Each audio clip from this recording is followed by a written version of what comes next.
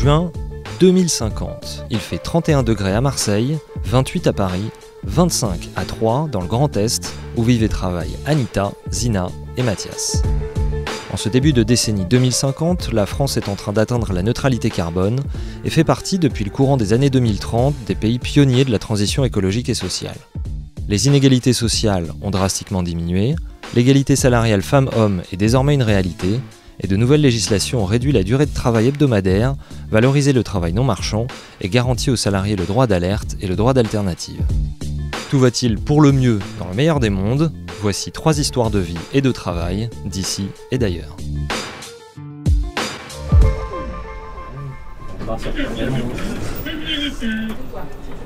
Bonjour. Bonjour. Anita? Oui, c'est mon bureau. Je m'appelle Anita Primavera, j'ai 59 ans, je suis née en 1991. Je suis comptable, je viens d'Aix, je vivais dans le sud en fait, et en 2030, j'en ai un peu marre. Mes enfants étaient tout le temps malades, mon fils en particulier, faisait des crises d'asthme à répétition. Moi, je m'en sortais pas avec la chaleur, avec le temps qu'il faisait, bref.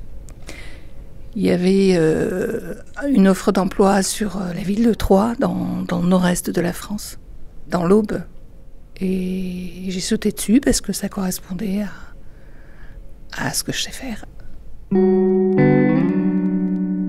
Cette association, ça s'appelle Réseau Demain Solidarité.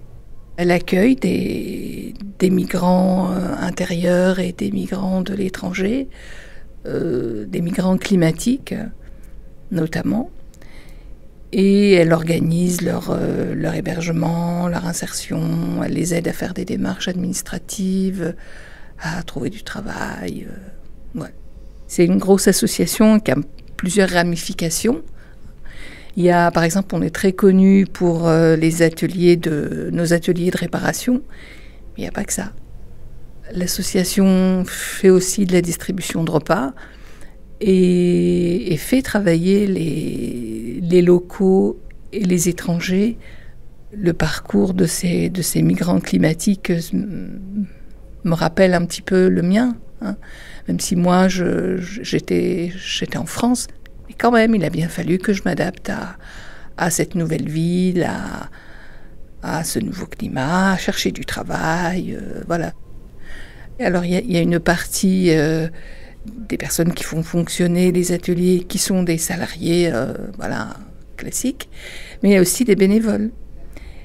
Si tout ça est devenu possible, c'est depuis cette loi d'il y a une quinzaine d'années, je ne sais plus 2033 ou 2035, je ne sais plus trop, et cette loi du temps libéré, tout le monde se souvient de la réduction du temps de travail à 28 heures, mais ça s'accompagne aussi du fait que le bénévolat compte pour la Sécu. Et donc, ils s'investissent en faisant du travail non marchand dans nos structures. En fait, cette loi, elle valorise le travail non marchand. Et nous, dans cette association, Réseau Demain Solidarité, on est tout à fait au cœur de ça.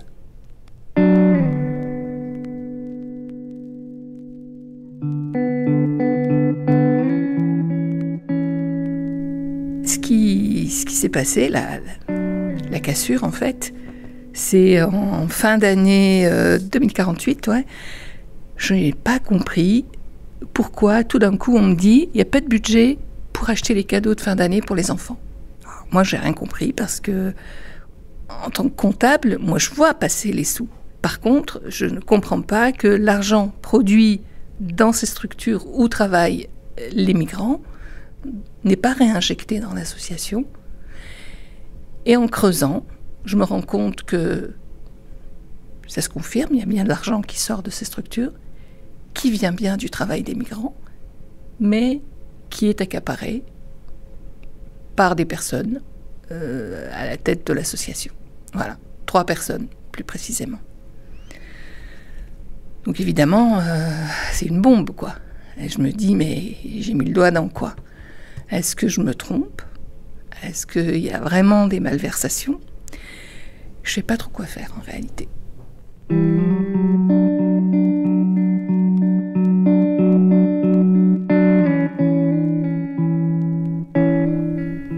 Et j'ai donc fait appel à une personne avec laquelle j'avais l'habitude de travailler dans les services de l'État, qui m'a tout de suite dit stop, tu vas tout de suite t'adresser à la maison des lanceurs d'alerte, que je ne connaissais pas. Ça permet d'être protégé sans que sa vie soit complètement cassée parce qu'on a mis à jour un dysfonctionnement. Heureusement que la loi a changé et que les lanceurs d'alerte ont un statut qui les protège, ce qui n'était pas le cas avant. Je ne me suis pas sentie toute seule, isolée, je n'ai pas été obligée de me mettre en arrêt maladie pour me protéger. Mes collègues ont bien compris et ils sont solidaires avec moi et tout le monde y croit. En fait, 3 personnes ont commis des malversations, mais le réseau existe toujours, fonctionne toujours et on y croit tous. Moi, j'ai l'impression d'avoir fait ce que j'avais à faire, quoi. Et l'association, moi, ce que je voudrais, c'est que l'association reprenne sa place, se développe encore plus, et que ça fasse partie du passé, cette histoire de malversation. Et puis moi, en tant qu'individu, je vais avoir 60 ans bientôt. Et donc, je pense à ma retraite et j'y pense vraiment sereinement. Parce que les autorités ont pris le relais. À la une de ce mardi 7 juin 2050, le réseau Demain Solidarité dans la tourmente, une note interne révèle que le travail de bénévoles, dont des exilés climatiques, a servi à générer des profits. La lanceuse d'alerte n'est autre que la comptable de l'association qui a décidé de rendre publique cette affaire, faute d'avoir pu être entendue par sa direction. Le procureur de Troyes se saisit du dossier. Et puis une page de sport en fin de journal, à quelques heures de la finale de la Ligue des Champions, qui opposera tout à l'heure le Red Star de Saint-Ouen au Dynamo Kiev. La Seine-Saint-Denis est la capitale ukrainienne. Voilà 2 clubs que personne n'aurait vu arriver à ce stade de la compétition il y a quelques années encore. Bonjour Zina, alors c'est pour bientôt? Ah mais oui, justement la commission m'a appelé, dans une semaine j'aurai la réponse. Ah bah félicitations. Merci. Je croise les doigts pour toi. Merci. Bon après-midi. Oui, à plus tard. À plus tard.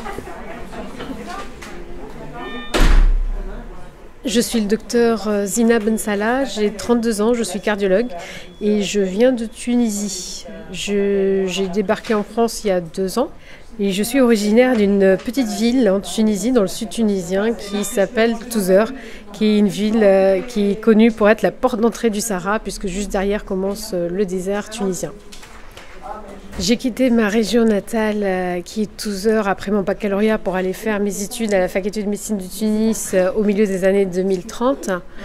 Là d'où je venais, Tozeur, c'était connu pour avoir de nombreuses oasis très célèbres, mais avec les années, le changement climatique, la désertification, c'était devenu pénible d'y vivre, c'était insupportable et il y avait une crise économique et sociale qui faisait que tout le monde partait. Donc même ma famille avait quitté Tozeur et on s'est retrouvés tous à aller vers la capitale. Après la fin de mes études, quand j'étais cardiologue, j'ai pris une énorme décision qui n'était pas facile. J'ai beaucoup réfléchi, mais après réflexion, j'ai dû partir, quitter la Tunisie et aller en France. J'ai atterri à Paris le 18 juillet 2048, le jour de mes 30 ans. À Paris, j'ai été prise en charge par le SPOM, c'est le service public d'orientation des personnes migrantes. Et c'est eux qui m'ont orientée vers l'équipe médicale, là où j'ai été adressée, à la ville de Troyes. Quand je suis arrivée à Troyes, je ne savais pas que ça se prononçait comme ça, je disais Troyes. Et c'est après quelques jours que les gens n'osaient pas, mais ont fini par me corriger, bah non, c'est Troyes.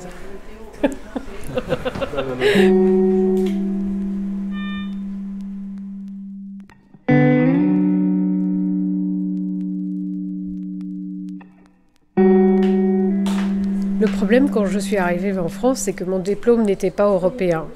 Du coup, heureusement, on m'a expliqué justement, le SPOM m'a entouré, m'a conseillé et j'ai rempli tout ce qu'il fallait comme administratif pour demander l'inscription à l'Ordre des médecins en France. Ça a été plutôt très très facile par rapport à ce qu'ont connu auparavant mes autres collègues. En seulement 2 ans, alors que je travaillais au sein d'une équipe médicale de cardiologie, où j'étais payée comme les autres Français, j'ai pu prouver mes connaissances, prouver que je pouvais communiquer bien avec les patients et prendre en charge comme il faut les patients. Et au bout de ces 2 ans, j'ai passé, il y a justement 2 semaines, un examen écrit pour valider mes connaissances théoriques. Et là, normalement, dans le mois qui suit, le jury va valider ou pas le fait que je puisse être inscrite à l'Ordre des médecins et travailler en toute égalité par rapport à mes autres pairs, collègues en France.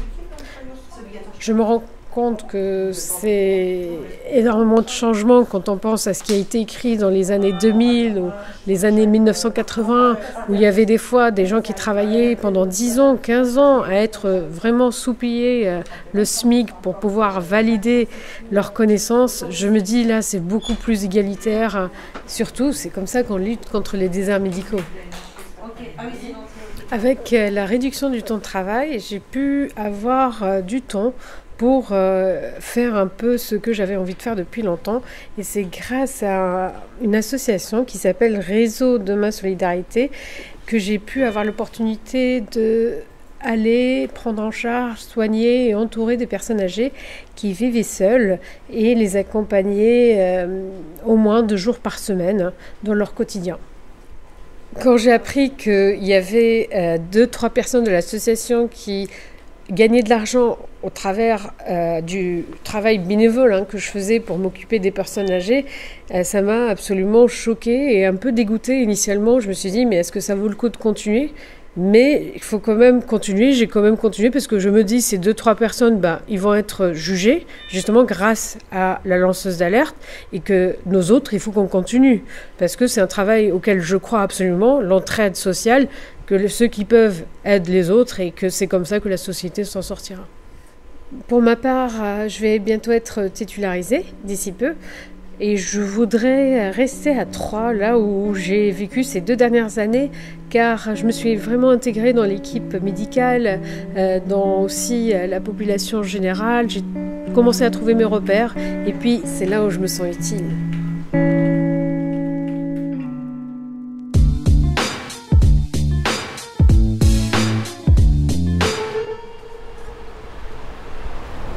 Mathias Travers, je suis né en 2007, donc 43 ans déjà.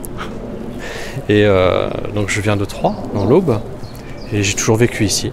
Voilà, j'y suis né, j'y ai grandi et j'y suis resté. Je suis ingénieur en informatique embarquée pour être plus précis.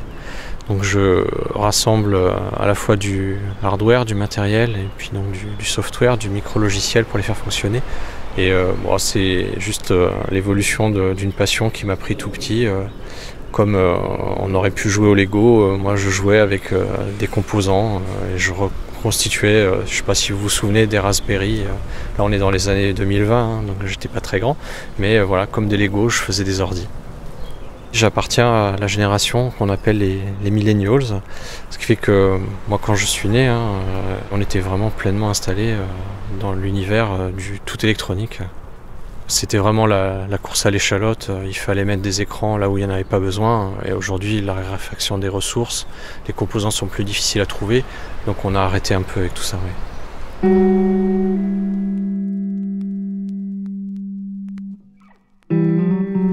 J'ai terminé mon école d'ingénieur au début des années 2030 et puis à la sortie de l'école, j'ai trouvé un métier qui correspondait vraiment à ce que j'aimais faire et dans une entreprise vraiment technique. Mais au fur et à mesure, à la fois que le temps passait, que les métiers changeaient et puis entre guillemets une progression dans l'entreprise, je suis devenu finalement plus commercial et manager que technicien. Et c'est là que le potager a commencé, au début pour compenser ce que je perdais comme sens dans mon travail. Et puis c'est là où j'ai réalisé beaucoup de choses par rapport à, ça fait un peu carte postale, mais le retour à la nature et produire des choses concrètes qui ont du sens et qui profitent à tout le monde. Ce potager coopératif, associatif, on est avec le temps une bonne trentaine maintenant. Donc un terrain vraiment important qui a été mis à disposition et on produit en fonction des saisons tout ce qu'on peut et on partage nous-mêmes le fruit de nos récoltes au sens propre et au sens figuré. Et ça aussi, ça donne du sens à ce qu'on fait. Un peu comme les jardins ouvriers d'autrefois, on n'est pas à la campagne. Alors on n'est pas non plus dans la mégapole, mais voilà, on est à proximité de Troyes, donc on est vraiment en milieu quasi urbain et on exploite des terres qui n'étaient plus exploitées depuis longtemps.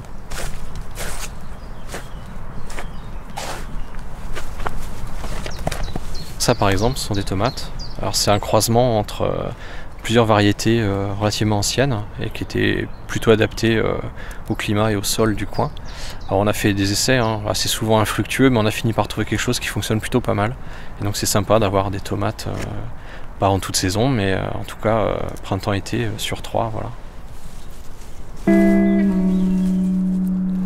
Et pour en revenir au travail, l'évolution ultime du métier et du poste, ça a été l'automatisation avec tout un tas de briques IA qui ont été déployées dans l'entreprise. Et à l'occasion d'un plan de licenciement, j'ai décidé de quitter l'entreprise. Et une fois parti, c'est là que j'ai réalisé que j'avais quitté un bullshit job, un job à la con comme on dit, et que finalement ce bullshit job a été complètement automatisé avec de l'IA. Et c'est là que j'ai rejoint Réseau Demain Solidarité dans le secteur de l'upcycling, donc la valorisation, le surcyclage, la revalorisation de vieux matériels et vieux logiciels. Alors c'est une association qui fait beaucoup de choses, mais moi je suis venu sur cette partie-là précisément. Par exemple, tout récemment, on a récupéré une centaine de PC en panne et on a réussi à en refaire une trentaine fonctionnelle. Alors je travaille avec en partie des salariés de l'association, en partie des bénévoles. Certains sont des locaux, d'autres sont devenus des locaux, ils sont migrants, climatiques ou autres. Et quelques déplacés internes au pays, certains climatiques là aussi, mais pas tous. Et ce qu'on fait me tient vraiment à cœur, j'y trouve vraiment du sens dans ce travail et je me suis donc inspiré de l'expérience du potager que je continue en parallèle pour proposer un fonctionnement du travail auquel participent les travailleurs, donc un fonctionnement plus démocratique, un fonctionnement alternatif. Mais à ma grande surprise, j'ai vraiment été surpris par ça, il y a 3 personnes à la tête de Réseau Demain Solidarité qui se sont farouchement opposées à cette alternative et à ce projet. Pourtant, c'est vraiment pas l'esprit de l'association. Mais bon, quand j'ai appris que c'était les mêmes qui se faisaient beaucoup d'argent sur le dos des bénévoles, finalement, je n'ai plus été vraiment surpris. Mais je vais continuer de me battre pour ce projet. Aujourd'hui, on a ce droit d'alternative qui est reconnu. Donc en tant que chef d'atelier, je vais le présenter aux salariés et je suis sûr qu'ensemble, on va réussir à l'emporter.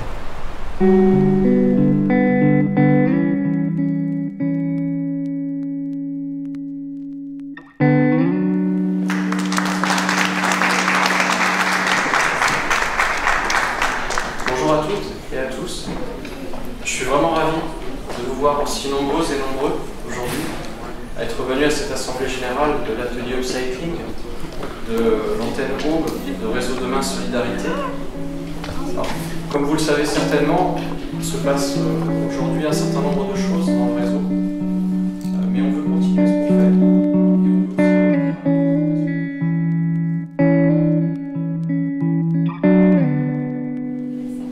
Là, on est en assemblée générale de notre atelier upcycling.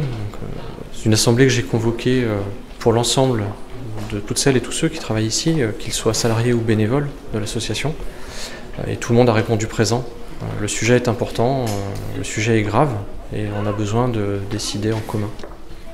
Il faut bien se rappeler que le droit d'alternative, à l'heure où on parle, est vraiment ancré dans la vie concrète de tous les jours. C'est vraiment une réalité, quelque chose dont on peut s'emparer et exercer.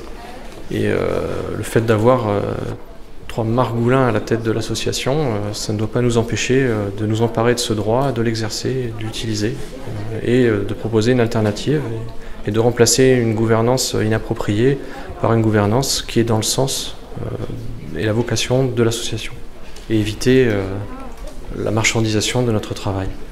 Ce qui se joue là, c'est vraiment l'idée de la démocratie au travail.